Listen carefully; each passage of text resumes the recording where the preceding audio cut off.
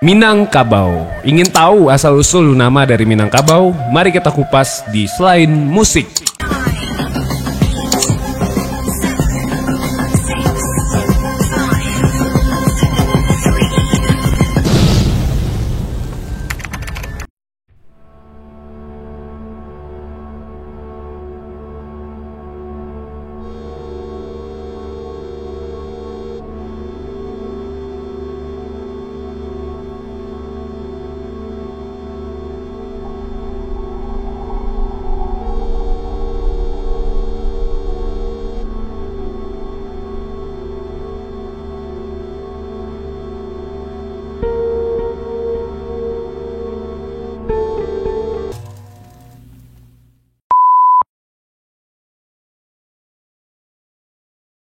Jadi kita akan bercerita tentang sejarah Minangkabau, ex-friend.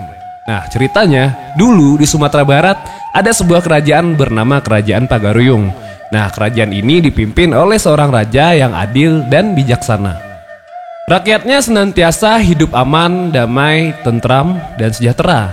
Nah, suatu saat nih, ketentraman negeri ini terganggu oleh adanya kabar buruk kalau Kerajaan Majapahit dari Pulau Jawa bakal menyerang mereka. Situasi ini nggak membuat para punggawa Kerajaan Pagaruyung gentar. Musuh pantang dicari, basuo pantang dielaan. Kalau bisa dihindari, tapi kalau terdesak kita hadapi. Demikian semboyan dari pemimpin Kerajaan Pagaruyung yang biasa kita kenal sekarang ini. Jadi pada suatu hari ceritanya pasukan Kerajaan Majapahit tiba di Kiliran Jauh, yaitu sebuah daerah di dekat perbatasan Kerajaan Pagaruyung. Nah, di tempat ini pasukan Kerajaan Majapahit mendirikan tenda-tenda sambil mengatur strategi penyerangan ke Kerajaan Pagaruyung.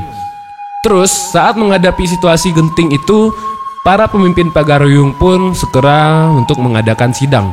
Nah, negeri kita sedang dalam terancam bahaya. Pasukan musuh sudah di depan mata. Bagaimana pendapat kalian? Ungkap seorang raja yang menjadi pemimpin sidang dalam sidang tersebut. Ampun Paduka Raja, kalau boleh hamba usul sebaiknya kita hadapi mereka dengan pasukan berkuda dan pasukan gajah. Nah, itu adalah usul dari seorang panglima perang di kerajaan tersebut. Tunggu dulu, kita nggak boleh gegabah, sanggah dari penasehat raja.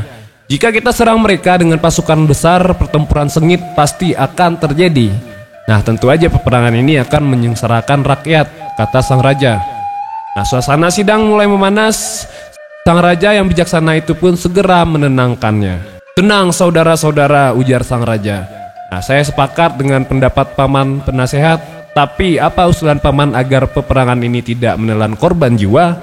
Lalu ex-friend, pertanyaan sang raja itu bikin seluruh peserta sidang terdiam. Suasana pun menjadi hening. Semua perhatian tertuju kepada penasehat raja ini. Ampun Paduka Raja, untuk menghindari terjadinya pertumpahan darah, alangkah baiknya kalau musuh kita ajak berunding. Nah, kita sambut mereka di perbatasan kemudian berunding dengan mereka. Kalau mereka menolak, kita ajak untuk mereka beradu kerbau, kata si penasihat raja tersebut. Ide yang bagus, kata sang raja. Gimana kalau pendapat kalian semua? Setuju Paduka Raja, jawab dari seluruh peserta yang ada di sidang tersebut. Lalu ex-friend, beberapa saat kemudian sang raja bersama punggawanya pun nyusun strategi untuk ngalahin musuh tanpa perubahan darah. Sang raja segera memerintahkan kepada putri Datuk Tan Tejo Garhano untuk menghiasi anak-anak gadisnya dan dayang-dayang istana yang cantik dengan pakaian yang indah. Datuk Tan Tejo Garhano punya tata krama dan kelembutan. Sifat-sifat ini telah diajarkan oleh Datuk Tan Tejo Garhano kepada anak-anak gadisnya serta kepada para dayang istana. Nah, setelah semua selesai, Datuk Tan Tejo Garhano bersama anak-anak gadisnya serta dayang-dayang istana menuju ke perbatasan untuk menyambut kedatangan para pasukan musuh. Lalu, mereka pun membawa berbagai macam makanan yang lezat buat menjamu pasukan Majapahit. Sementara itu dari kejauhan pasukan Pagaruyung terlihat lagi berjaga-jaga untuk menjaga segala kemungkinan yang bisa terjadi. Gak berapa lama kemudian rombongan pun datang dan mereka tiba di perbatasan. Pasukan musuh dari Majapahit pun sampai di tempat tersebut.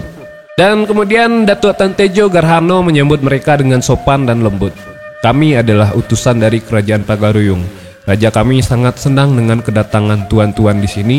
Tapi sebelumnya silakan dicicipi dulu hidangan yang telah kami sediakan. Tuan-tuan tentu merasa lapar dan lelah setelah menempuh perjalanan jauh, kata Datuk Tantajo. Melihat perlakuan para wanita cantik ini, pasukan Majapahit menjadi heran. Mereka sebelumnya mengira bahwa kedatangan mereka akan disambut oleh pasukan bersenjata. Namun di luar dugaan, ternyata mereka disambut oleh puluhan wanita-wanita cantik yang membawa hidangan lezat. Dengan kelembutan para wanita cantik tersebut, pasukan Majapahit pun mulai goyah untuk melancarkan serangan hingga akhirnya menerima tawaran tersebut. Nah, setelah itu ex-referen, pasukan Majapahit selesai menikmati hidangan dan beristirahat sejenak. Datuk Tantejo Garahano segera mengajak pemimpin mereka ke istana untuk menemui sang raja.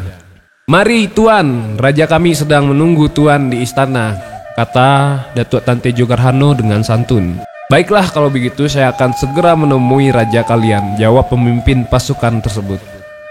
Nah, sesampai mereka di istana, Datuk Tantejo Garahano langsung mengantar pemimpin pasukan tersebut masuk ke ruang sidang. Di sana, sang raja bersama penggawanya terlihat sedang menunggu-nunggu. "Selamat datang tuan," sambut sang raja. "Mari silakan duduk." "Terima kasih Paduka," ucap pemimpin ini. "Nah, ada apa gerangan tuan kemari?" katanya. Sang raja pura-pura tidak tahu. "Kami diutus oleh Raja Majapahit untuk menaklukkan Pagaruyung, dan kami pun harus kembali membawa kemenangan," kata pemimpin mereka. "Oh begitu," jawab sang raja sambil tersenyum. "Kami paham tugas tuan, tapi bagaimana kalau peperangan ini kita ganti dengan adu kerbau? Tujuannya adalah untuk menghindari pertumpahan darah di antara pasukan kita." Nah, pemimpin pasukan Majapahit itu pun kemudian terdiam. Setelah berpikir sejenak, akhirnya ia pun menyetujui usulan dari sang raja. "Baiklah Paduka Raja," katanya. "Kami menerima tawaran Paduka," jawab pemimpin itu. Akhirnya kedua belah pihak bersepakat untuk beradu kerbau. Jika kerbau milik sang raja kalah, maka kerajaan Pagaruyung dinyatakan takluk. Tapi jika kerbau milik Majapahit kalah, mereka akan dibiarkan kembali ke Pulau Jawa dengan damai. Nah, ex-referen kemudian dalam kesepakatan tersebut nggak ditentukan jenis maupun ukuran kerbau yang akan dijadikan aduan. Oleh karena ingin memenangi pertandingan tersebut, pasukan Majapahit pun memilih seekor kerbau yang paling besar, kuat, dan tangguh. Sementara itu, sang raja memilih seekor anak kerbau yang masih menyusu. Namun, di mulut anak kerbau itu dipasang besi runcing yang berbentuk kerucut. Nah, sehari sebelum pertandingan itu diadakan, anak kerbau itu sengaja dibuat lapar dengan cara dipisahkan dari induknya. Lalu ex-referen pada keesokan harinya, kedua kerbau aduan segera dibawa ke gelanggang di sebuah padang yang luas. Para penonton dari kedua belah pihak pun sedang berkumpul di pinggir arena untuk menyaksikan pertandingan yang akan berlangsung sengit tersebut. Nah, kedua belah pihak bersorak-sorak untuk memberi dukungan kepada kerbau yang mereka dukung. "Ayo kerbau kecil, kalahkan kerbau besar tersebut," sorak dari penonton dari pihak Pagaruyung. Dukungan dari pihak pasukan Majapahit pun tidak mau kalah. "Ayo kerbau besar, cincang saja anak kerbau ingusan tersebut," sorak dari para pemimpin Majapahit dan pasukannya. Suasana di tanah lapang itu semakin ramai. Kedua kerbau aduan telah dibawa masuk ke dalam arena. Nah, suasana pun berubah menjadi hening. Penonton dari kedua belah pihak terlibat ketegangan. Begitu kedua kerbau tersebut dilepas, kerbau milik Majapahit terlihat beringas dan liar. Sementara itu, anak kerbau milik Pagaruyung segera memburu, hendak menyusu pada kerbau besar itu karena mengira ia adalah induknya. Tak ayal, perut kerbau milik Majapahit pun terluka terkena tusukan besi runcing yang terpasang di mulut anak kerbau milik Pagaruyung.